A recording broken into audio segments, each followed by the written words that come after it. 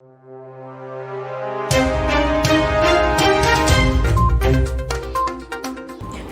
to VARINDIA News Hour. The growth of super apps might invite newer threats to banking customers. Many of you must not be aware of the so-called super app or super applications. The super app is an omni-channel digital platform, the mobile or web application that can provide multiple services including payment and financial transaction processing, effectively becoming an all-encompassing, self-contained commerce and communication online platform that embraces many aspects of personal and commercial life. Simply, it is a platform developed by a company offering various services under one umbrella. It usually involves a marketplace of third-party offerings fully integrated into the ecosystem and makes use of vast amounts of data to engage with users and offer a wide variety of experiences and services. India has already become a market where a majority of those experiencing the internet for the first time are doing so on their mobile phones. This is one of the main reasons why Indian companies are looking at building super apps. Customers can shop, book flight tickets, hotel accommodations, and more using this app. The e-commerce application is expected to face stiff competition from Amazon, Flipkart, and JioMart. According to a KPMG report, super apps or conglomerated apps are having a disruptive influence on the banking and financial sector. Multiple banking apps mean that users have to manage with many login credentials and payment options, which turn out to be cumbersome. Tata Neu Super App is going to challenge Flipkart, JioMart, and Amazon. Reliance Industries, under its Jio umbrella, has consolidated various services and offerings such as shopping, content streaming, groceries, payments, cloud storage services, ticket bookings, etc.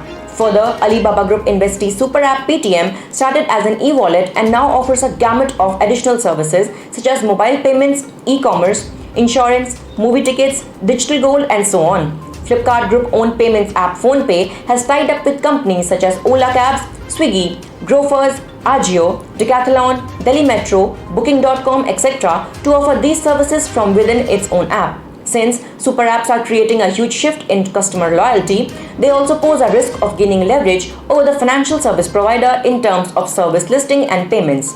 Super apps will enable a rich flow of information between entities using open data architecture, APIs for third-party integrations, and enhanced CX-based offerings. The positive side of the coin is as super apps rely on the effective use of the free flow of information, banks can also compete with them by adopting APIs and open data architecture or ODAs. Further, banks need to focus their efforts on data management with the help of technologies such as data analytics, AI, and machine learning. This can help in unlocking the true value of the collected data and improve user experiences. Most of the mini applications inside the super app are developed through integrations with companies that intend to do business with a large user base. Super apps have a platform-based approach to product scaling and create space for integration.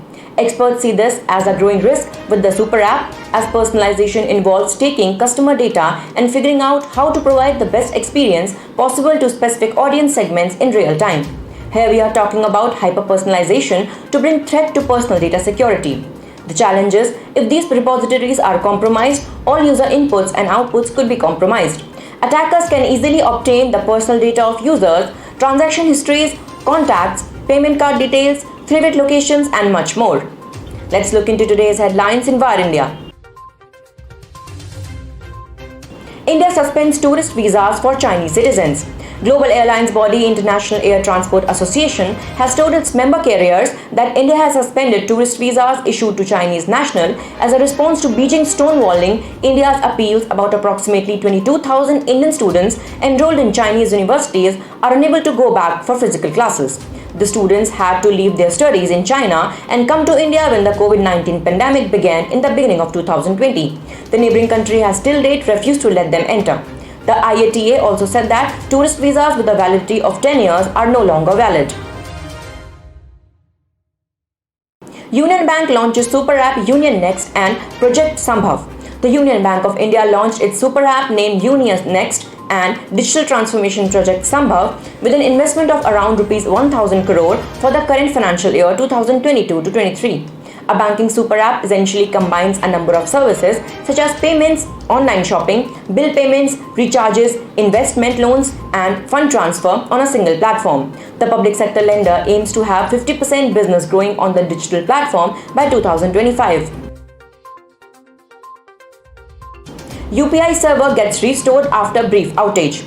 The Unified Payments Interface server was down for over an hour, causing disruptions in payments across the country. It had been restored.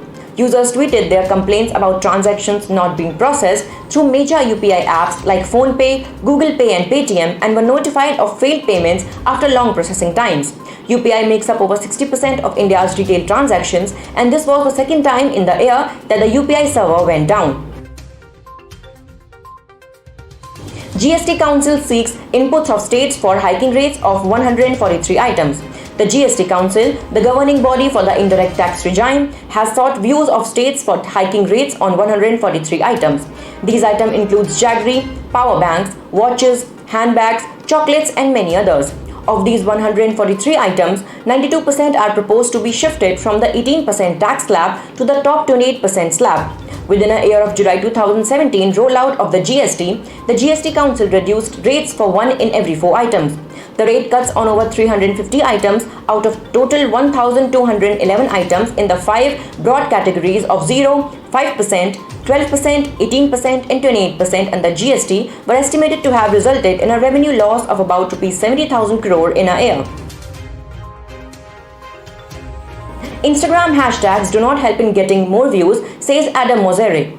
Instagram's head Adam Mosseri recently revealed that contrary to popular belief, adding hashtag to posts are not likely to help users receive more views on videos.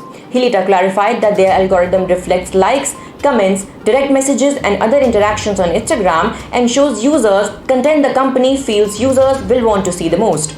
In 2018, it was revealed that the way Instagram's algorithm ranks who shows up first in Instagram story views is not dependent upon who has been on a user's profile the most. That's all for now. Please like, share, comment and subscribe to VARINDIA News Magazine. You can download the VARINDIA app from Google Play Store and Apple App Store for the latest news and updates. Stay tuned. Thank you.